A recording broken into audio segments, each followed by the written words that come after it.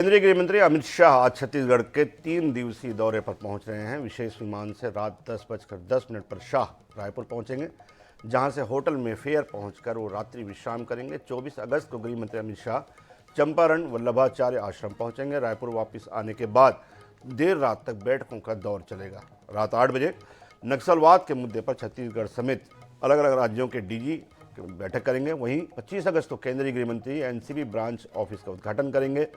दोपहर में छत्तीसगढ़ सरकार के साथ रिव्यू मीटिंग में शामिल होंगे और 3:50 पर रायपुर से दिल्ली के लिए रवाना हो जाएंगे।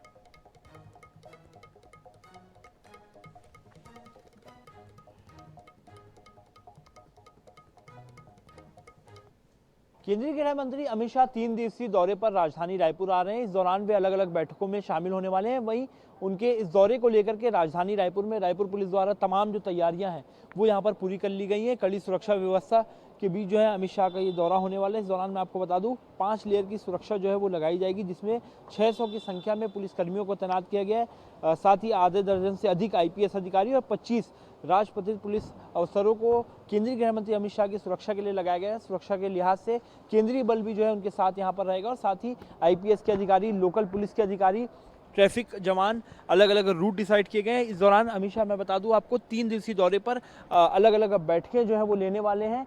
नक्सल प्रभावित क्षेत्रों में जिस प्रकार से जो गतिविधियां हो रही है, आने वाले समय में नक्सल ऑपरेशन किस तरीके से चलाने, इन तमाम विषयों को लेकर के महत्वपूर्ण बैठक लेंगे। और उनके दौरे को लेकर के राजधानी रायपुर की बात करें तो राजधानी रायपुर में सुरक्षा के कड़े इंतजाम किए गए हैं। लोकल स्तर के पुलिस अधिकारियों से लेकर राजपत्रित अधिकारी और IPS अफसरों को सुरक्षा व्यवस्था के लिए लगाया गया और शहर भर में खासतौर पर एयरपोर्ट से लेकर के मेफेयर होटल तक पूरे रास्ते पर चप्पे चप्पे जो है वो सुरक्षा व्यवस्था जो है वो कड़ी रखी गई है। कैमरामैन अरुण साहू के साथ मोहम्मद सैन, NH 24/7 रायपुर।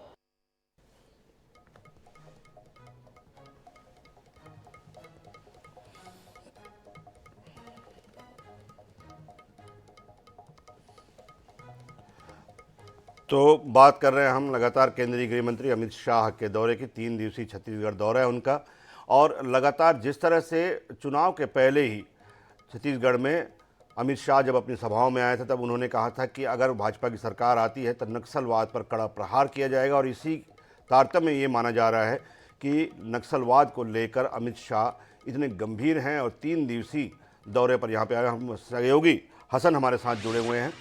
हसन, अगर हम बात करें जिस तरह से नक्सल कॉरिडोर की बात होती है उसी तरह से एक यूनिफाइड कमांड की भी बात होती है और साथ ही जब भी नक्सलवाद समस्या की बात होती है एक बात ये आती है कि छत्तीसगढ़ चूंकि 5 राज्यों की सीमा से घिरा हुआ है, इसलिए नक्सलियों को यहाँ पर ज़्यादा आसानी होती है मूवमेंट को लेकर।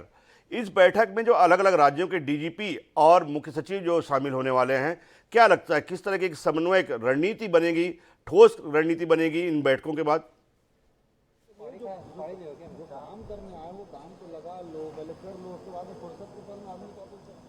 हसन, आप सुन पा रहे हैं मुझे? जी, मेरा सवाल ये था कि जिस तरह से नक्सलवाद को लेकर छत्तीसगढ़ में जब भी बात होती है, ये बात होती है कि चूंकि छत्तीसगढ़ का जो सीमावर्ती इलाका है वो 5 नक्सल प्रभावित राज्यों से जुड़ा हुआ है। मध्य प्रदेश की बात करें तो बालाघाट की तरफ से, झारखंड की बात कर ले, महाराष्ट्र में हम बात कर लें लगातार गढ़चिरौली से नक्सलियों का मूवमेंट होता है, हैदराबाद में बात कर ले हम खम्मम से लगातार नक्सलियों का मूवमेंट होता है। तो ये देखते हुए जिस तरह से 5 राज्यों की 7 राज्यों की DGP और सचिवों की जो बैठक बुलाई गई है उसको देखकर क्या लगता है कि क्या इस बैठक में जो एक समन्वय रणनीति बनाने की बात होती है सभी राज्यों को मिलाकर नक्सल प्रभावित जितने भी राज्य हैं, किस तरह की रणनीति सामने आ सकती है, क्या उम्मीद है?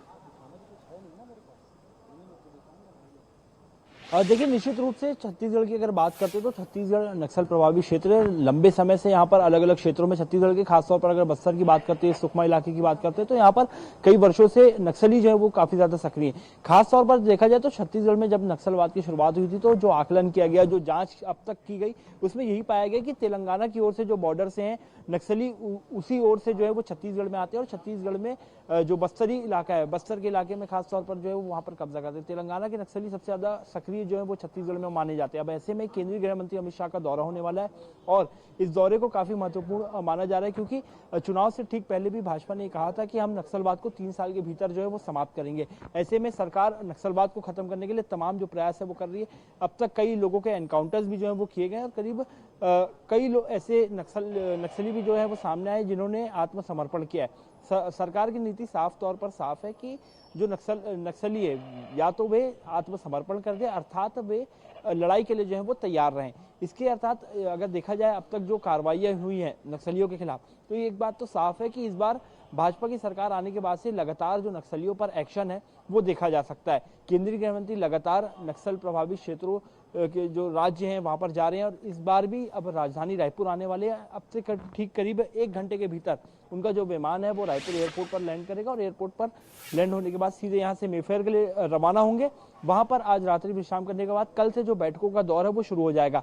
महत्वपूर्ण बात यह कि न केवल छत्तीसगढ़ बल्कि छत्तीसगढ़ से लगे हुए करीब कुल 5 राज्यों के जो डीजीपी हैं और जो नक्सल प्रभावित क्षेत्र में जो अधिकारी सक्रिय रहते हैं, ऐसे अधिकारियों के साथ जो है अमित शाह बैठक करने वाले। इस बैठक में आगे किस प्रकार से नक्सलियों पर कार्रवाई करनी है, रणनीति जो है वो तैयार की जाएगी और साथ ही जो अब तक जो कार्य किए गए उसकी समीक्षा भी जो है वो अमित शाह करेंगे।